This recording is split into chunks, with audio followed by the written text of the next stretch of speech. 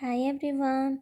In this quick tutorial, I will show you how to create a PDF CV template using the ILovePDF app. Just open the app and go to the tools, scroll down a little bit, and here is this Create PDF button. Tap on it and then select the third template.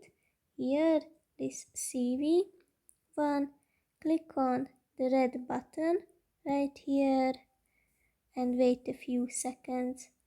After that, we can easily edit this file.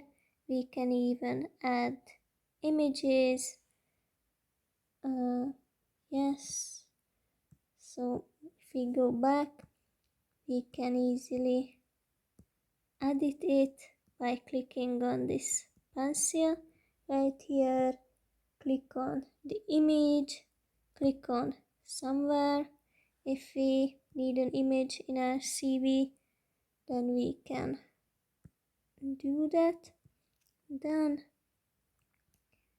can put it where you would like to. Of course, I won't leave it this way, but I just wanted to show you that it's a very useful function. If we click on the three dots, we can go to the folder where we can always find our CV and we can share it. You can experiment with it and I hope it will be useful for you. Have a nice day.